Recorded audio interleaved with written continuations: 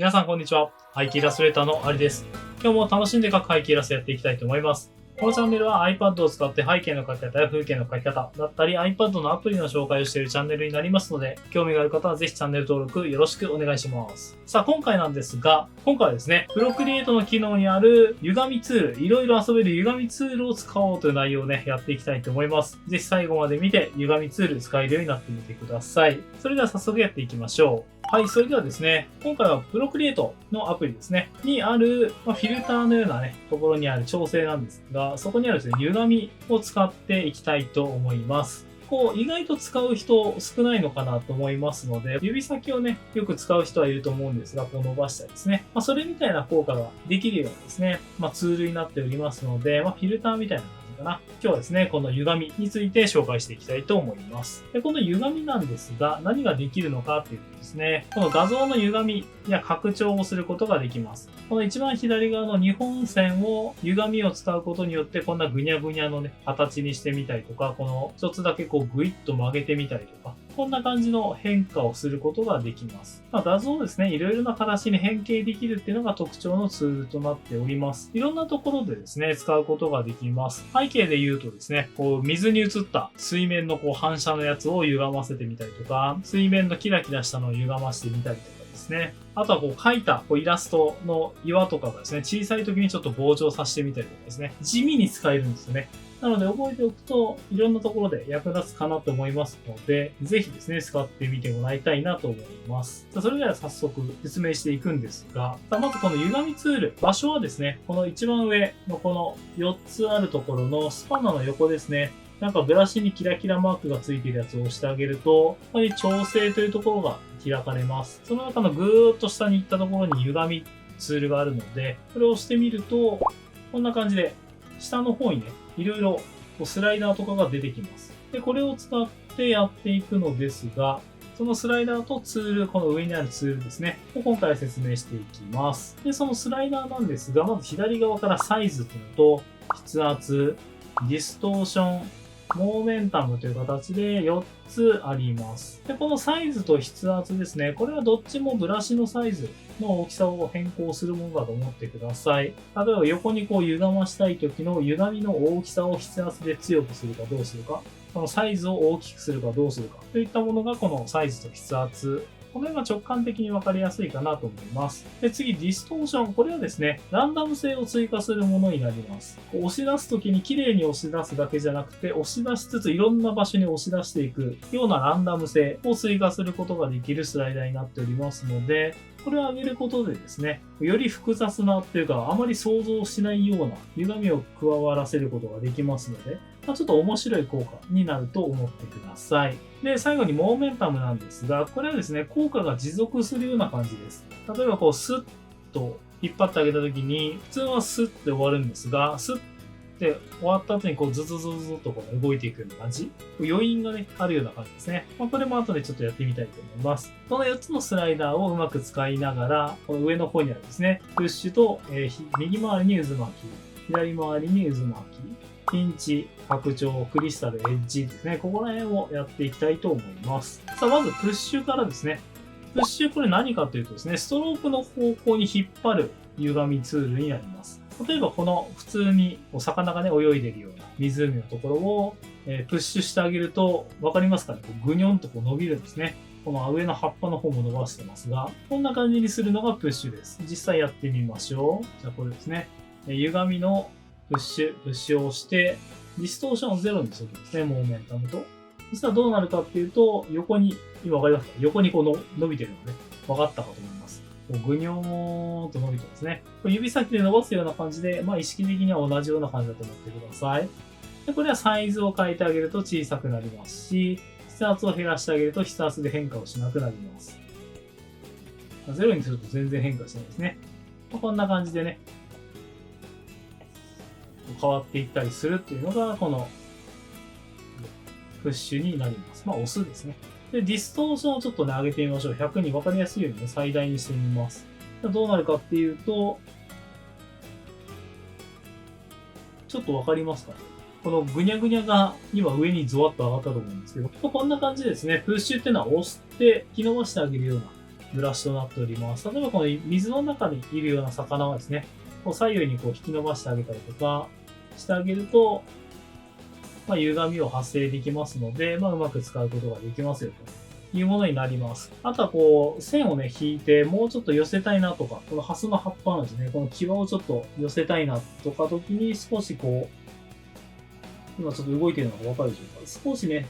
こう、形を変えたい。ちょっと歪ましたいなって時にこんな感じで使ってあげると、今ここがね、凹んだかと思いますが、こんな感じでね、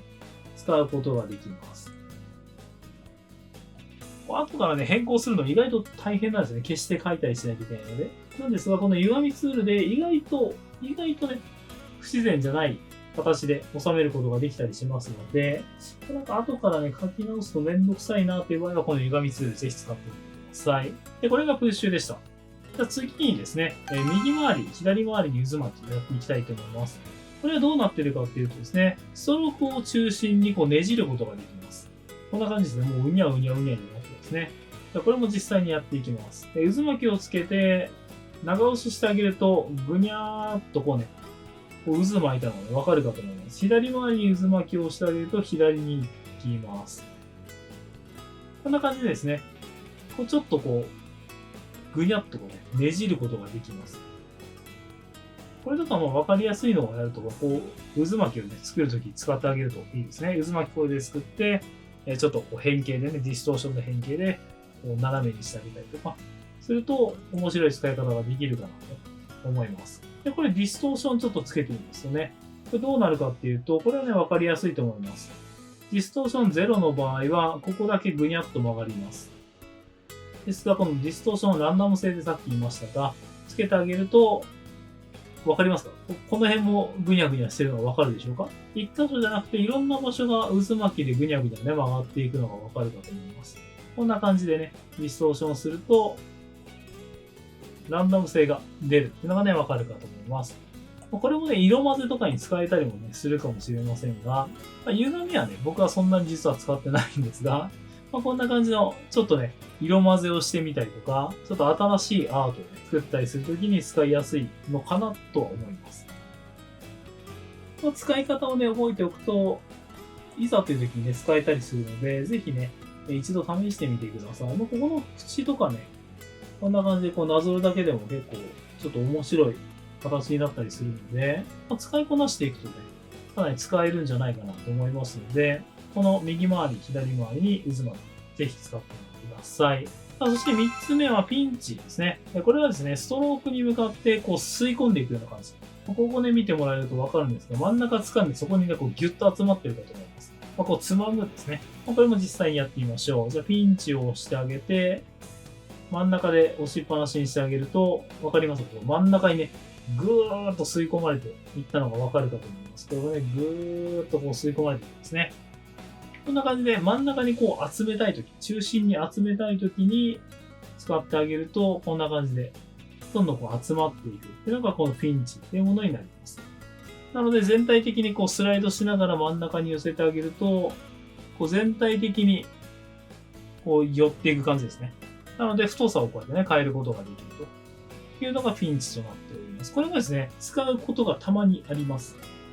なのでぜひね、覚えて、実際使ってみるのが一番いいんですが、こんな感じでこう何かを細くするときはね、ピンチ使ったりもします。他にもね、似たようなのもあるんですが、これはですね、直感的に分かりやすいかなと思います。こうね、つまんでるもんだと思ってほしいので、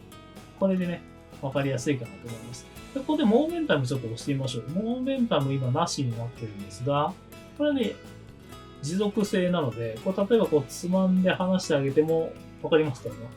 分かるかな？この伸ばしてあげると、この辺まで行くんですね。つまんだのが。こうなしにしてるんでしょうね。なしの時はこうやって離してあげると、ここで止まるんですね。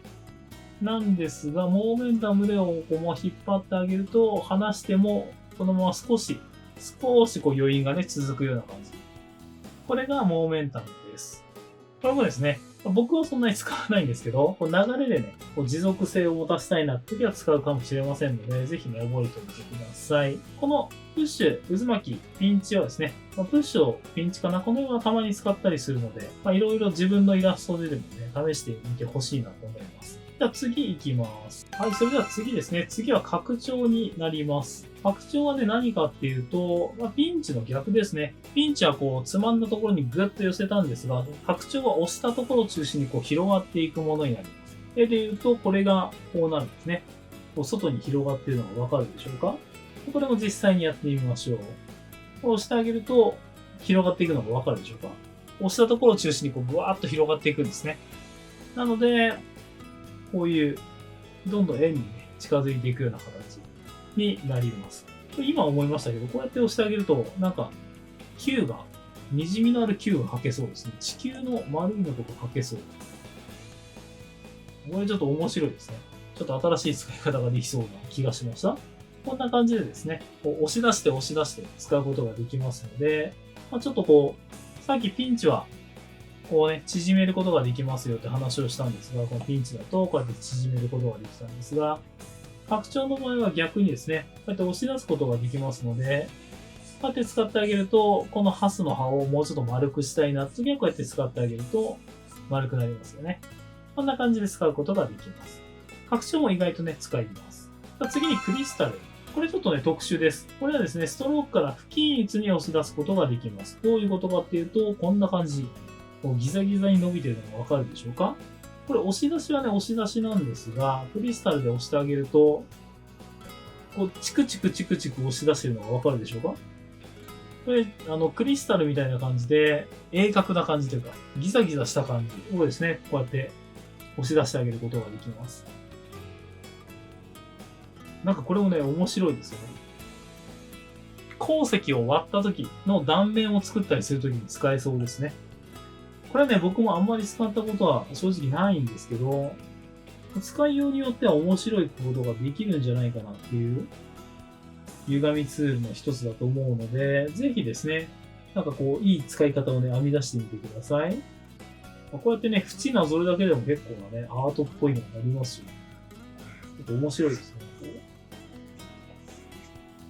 これがクリスタルですね。こう、ゾワゾワゾワゾワっていくような形で、押し出していくっていう形になりますので、ぜひ何かね、使ってみてください。そして最後にですね、このエッジっていうものになります。これもですね、線に沿って吸い込むってありますが、ピンチみたいな感じでですね、こう吸い込んでくれるんですね。こんな感じで。これがこうなってですね。で、これピンチとの違いはですね、こう、もうちょっと滑らかに吸い込むんですね。わかりますか？これが元ですね。これで、こうなぞったところが、なぞってるところにこうどんどん吸い込んでいくんですけど、ピンチよりですね、ピンチはですね、こんな感じで全体がぐんにゃりいったんですが、エッジの場合はですね、少し滑らかさが違うというか、若干の違いがね、あります。ピンチは中心に寄っていくんですが、エッジは中心に集まりすぎないような感じでね、寄っていき、全体的に吸い込むって形でいいのかな。そんな感じでね、吸い込んでくれるので、使いようによっては結構使えるんじゃないかなと思います。今この塗りでやってますけど、これ、線画とかに例えばしてですね、こういう線画を描いてみた。けどちょっとね、もうちょっと細くしたかったなって時とかは、エッジを使ってあげると、わかりますか？少し細くなっているのがわかるでしょうか？こんな感じでですね、線画を細くしたりするのを、得意としてるんじゃないかなと思います。こんな感じで、こういう感じ、細くすることができますので、このエッジもですね、結構使うんじゃないかなと思いますので、ぜひですね、を使って自分なりのやり方探してみてください。で、もう一個この再構築なんですが、この再構築はですね、これ今、エッジをかけましたね、こうやってね。エッジをかけてるときに、この再構築をしてもう一回なぞってあげるとですね、もう一回構築し直してくれます。元に戻してくれるんですね。この歪み版 undo みたいな、元に戻すツールみたいなですね。ただこれツール使用時のみなので注意してください。これどういうことかっていうと、エッジをガーってかけて、これで決定、他のところしたらね、決定されるんですが、決定をした後にもう一回歪みツールで再構築をしてですね、何にもなりません。一回決定してしまえば、それで固まってしまうので、再構築をしたい場合は、ぐにゃーっと曲げた後に、ここで再構築をやってあげるっていうのを覚えておくといいかなと思います。で、あとはですね、この調整程度も一緒ですね。調整は、そうですね。こんな感じでぐにゃーっと曲げてあげた後に、調整をしてあげると、ここでね、強度を変えれます。やった後に、強度を変えることで、もうちょっと強くしたかったなって時は右に。もうちょっと弱くしたかったな、薄くかけたかったなって時は左側にしてあげるとですね。やった後に調整をかけることができますので、これも便利かなと思います。かけすぎちゃったなとかどうしようかなって時はこの調整。で、リセットはリセットですね。という形で、この最後の再構築、調整、リセットは使うことができますので、ここもですね、うまく使用してみてください。はい。というわけでいかがだったでしょうか。今回はですね、いろいろ遊べる歪みツールを使おうという内容で紹介してきました。プロクリエイトのフィルターみたいな存在なんですが、かなりですね、面白い効果を得ることができますので、見てもらった通りね、意外と使いようによっては使えるものもあるんじゃないかなと思いますので、ぜひですね、自分で実際使ってみて、これちょっとね、このイラストに使えるな。特にこの押し出しとかはですね、キャラクターを描いてる人、僕は背景なんであんまり使わないんですが、キャラクターを描いてる人はね、ほっぺたとかをちょっと膨らましたいなとか、もっとほっぺたを削りたかったなって時に、歪みツールで調整してみたりとか、する人も多いと思いますので、ぜひそういう使い方もね、してみてください。使い方次第ではですね、いろいろな可能性を秘めていると思いますので、ぜひたくさん使って楽しんで遊んでみてください。今回の動画が良かったよ、参考になったよという方はぜひチャンネル登録、高評価のもよろしくお願いします。また通知のベルを押していただけると嬉しいです。ウェブサイトやっておりますので、ぜひ概要欄からご覧ください。SNS もやっておりますので、フォローしていただけると嬉しいです。僕のイラスト販売等もしておりますので、ぜひ概要欄からご覧ください。それではまた次回の動画でお会いしましょう。廃棄イラストレーターのありでした。さようなら。